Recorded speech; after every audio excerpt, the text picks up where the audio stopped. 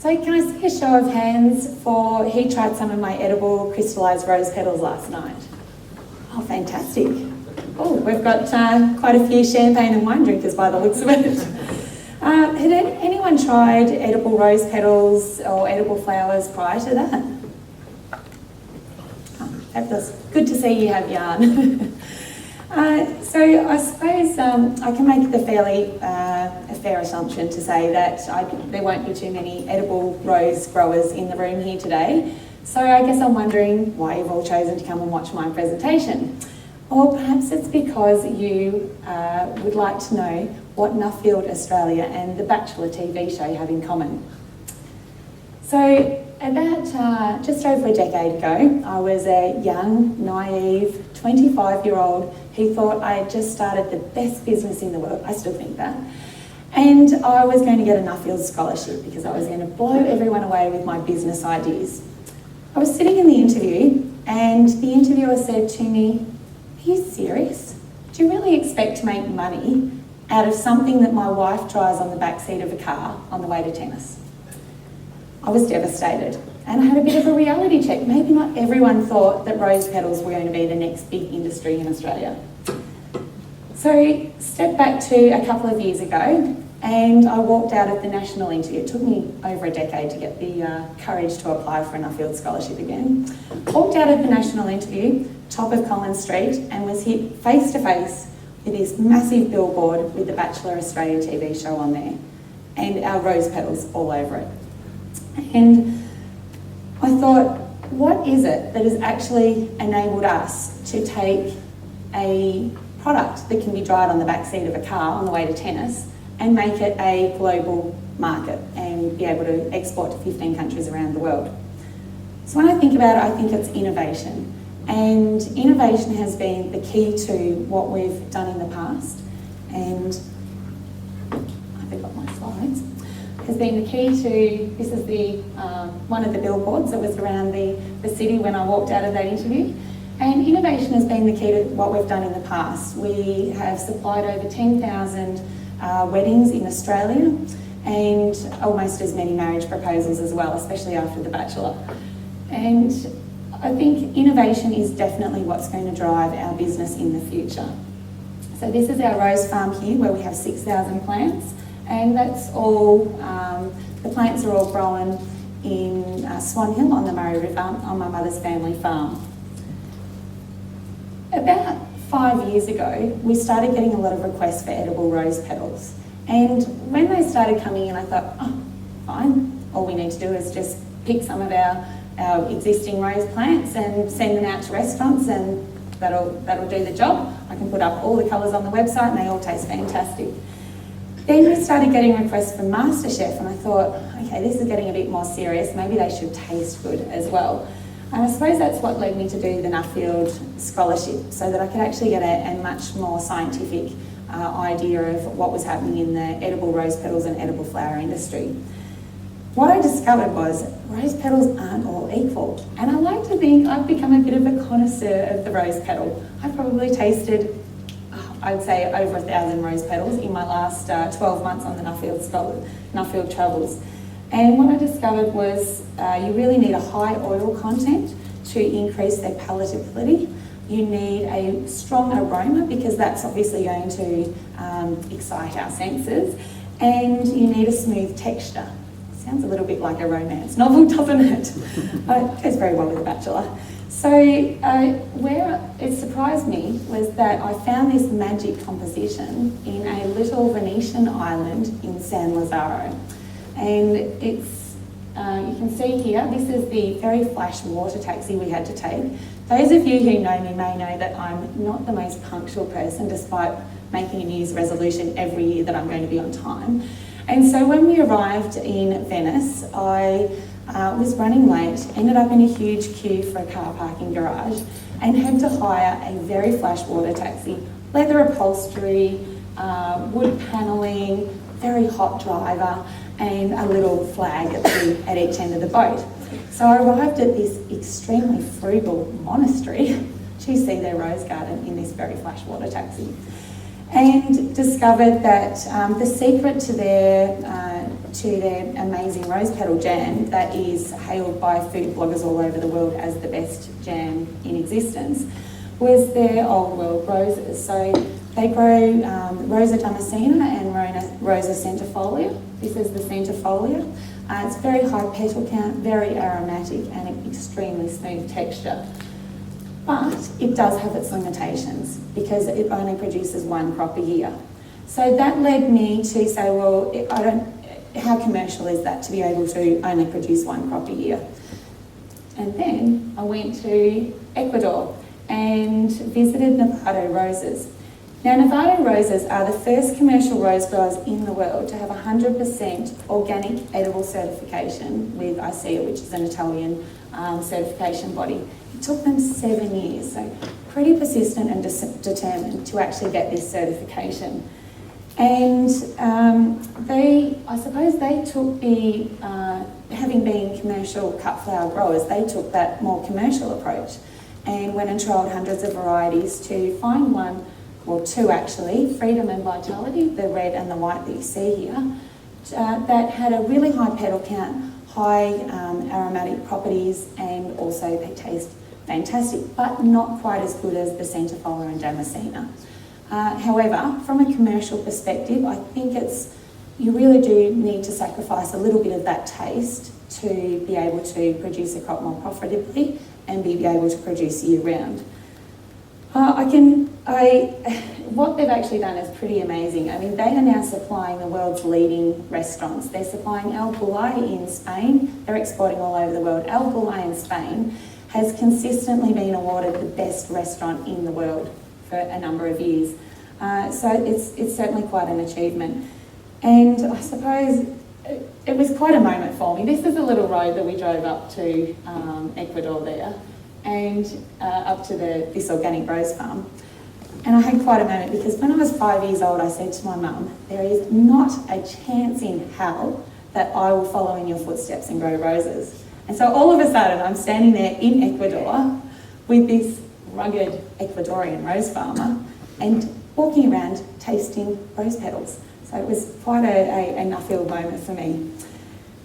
Then from looking at varieties, I went and discovered the innovation didn't stop there. There are literally hundreds of ways that edible rose petals are used today, and I'm just going to touch on three. The first being freeze-dried edible rose petals, and they're particularly good for baked goods, chocolates. They have a shelf life of up to 2 years. And it's a nice extension on from what we're already doing with the freeze-dried rose petals for weddings. That's what they look like. They look like fresh rose petals, but they don't have the moisture content. Not having the moisture content does affect their flavour profile. So that flavour profile is really coming from the oil and water content, which doesn't exist in there, in the freeze-dried rose petals. So they're really a garnish, they're really a product to make chocolates and baked goods look attractive. They are being sold I visited Uncle Roy's comestible concoctions in Scotland, and he's actually selling these freeze-dried edible rose petals into Fortnum & Mason, Harrods, Marks and Spencer. And then on to the next product is the laser imprinting.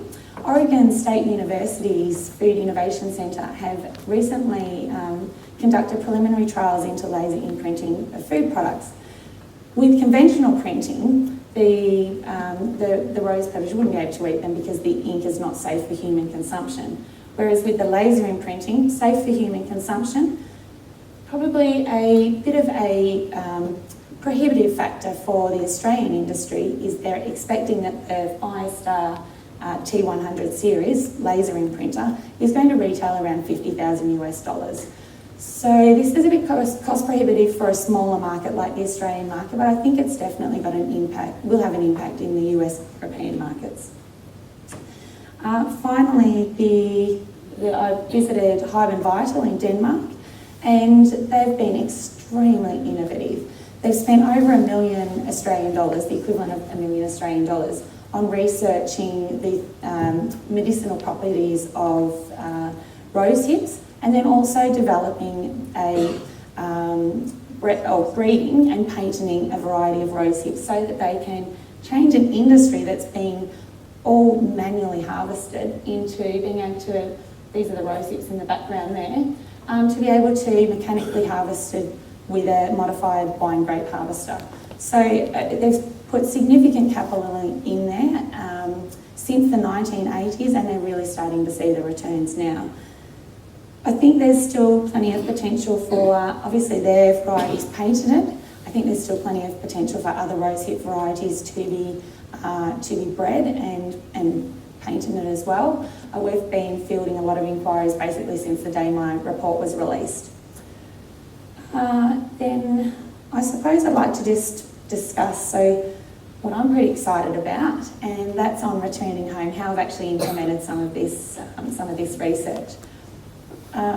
When I was 12, my parents had a nasty separation, and I was essentially left homeless. I was very fortunate that my grandmother took my mother and I in, and we lived with her for 12 months until we could get back on our feet. 5 years ago, I was fortunate to undertake the Australian Rural Leadership Program, and I was assigned in Sydney an evening on a coffee cart, working with the homeless men and women of Sydney, working women, and it really hit me that I could be in that position myself. I could have been in that position as a 12-year-old, but I hadn't been fortunate enough to have I've been fortunate enough to have an amazing family behind me. Not everyone's that fortunate. So I left the Australian Rural Leadership Program, and the commitment that I gave to my group was that I was going to do something to assist with homelessness in Australia. There's about 115,000 people every night in Australia that find it difficult to basically go hungry. So I'm very excited that at the end of July we partnered with Food Bank Victoria. We launched our range of freeze-dried edible rose petals and flowers, and for every packet that we sell we donate one meal to a person in need. Food Bank's the largest hunger relief organisation in Australia, and they service regional and rural areas as well, so that was one of the reasons I chose to partner with them. Extremely excited about that, and I love our tagline. Our tagline is, so the new company that I've just formed is called Blooming Food, and the tagline is feeding the world with flowers. So I guess I'm kind of fulfilling all my dreams. I've started a social enterprise and I'm getting to be a food producer finally. I'm not sure how the actual food is, how much it's going to fulfill our hunger with the rose petals. So basically I'd just like to say that I've honestly never felt happier in my life, and I feel eternally grateful to Nuffield, to Jim, to Nicola, to the Victorian State Executive, to the board for giving me this opportunity. And I was recently at a Churchill Fellowship dinner. The CEO there, Paul Tice, said that when he was speaking about a Churchill, it can truly become the gateway to a lifelong experience. And that's exactly the way I feel about my Nuffield Scholarship. To HIA, Horticulture Innovation Australia, who have sponsored me, I was recently up in Sydney and assisting with the development of the Global Masterclass program. And to see that the passion that the leaders in HIA are delivering now in trying to create a more collaborative organisation is fantastic. They're putting the time and resources into programs like the Global Masterclass and like the Nuffield Scholarship. And I think we're going to see a real development of leadership capacity in the industry in the future. It was, as Murray mentioned, very exciting for me to recently win the Verve Plico New Generation Award for an Australian businesswoman under 40. Honestly, never expected to win. There were tears. I was speechless. Impossible to imagine, I know. But I suppose I'm very excited. Next year I will be travelling to France to attend the International Businesswomen's Forum, and then staying in the invitation-only 6-star Madame Clacot's mansion, Maison. And then I think the highlight for a farmer like myself is that I'll actually have a vine baptised in my name in the Champagne region. So not sure how exotic Sarah Salmon vine sounds like, but it's been very exciting for me. But Why I bring that up is when they announced that I was the winner, and I stood there in shock and realised I had to come up with a speech, I actually felt a bit guilty about it. And the reason I felt guilty was because I felt like it should have been a team celebration. And I got up and the speech that I gave was to say how much of a team effort it had been, and I wish that when I stood up there and they announced my name, that they actually announced all hundreds of people that have been involved in my career to date. And that's the way I feel about Nuffield as well. It has been such a huge team effort, and particularly from my mother, Jan Slater, my father, Brian Slater, who are both going to be here tomorrow, and my grandmother, Faye Arthur. They are the rock behind me, and I get to travel around doing all the fun stuff. Well, my mum, for example, we've just both bought Fitbit surges, and most people are aiming for about 10,000 steps a day. My mum is still out there running around like crazy, managing the farm while I'm here, and I keep checking onto my app. I keep checking my app, and she keeps beating me. She's getting about 40,000 steps a day. So that really is how hard she works. So thank you to my family from the bottom of my heart. Just to sum it up, and I've got to show you, that's Mum when I was announced the winner. I think it's just the most gorgeous photo. We were very teary. To sum it up, I'd just like to say there really is value in innovation in horticulture, and I absolutely love the theme of this conference. I don't know if you've noticed on the program, Make Change Happen is the theme of this whole conference. So I'd love to send everyone away thinking, when you get back to your business, how can you make change happen? Is it something in your business life, your personal life? I know with the Nuffield Scholarship, I've had to make change happen in every area of my life. And if you can take something away from my presentation, it's that innovation really does deliver dreams. And it's delivered every dream for me that I could possibly imagine. Thank you.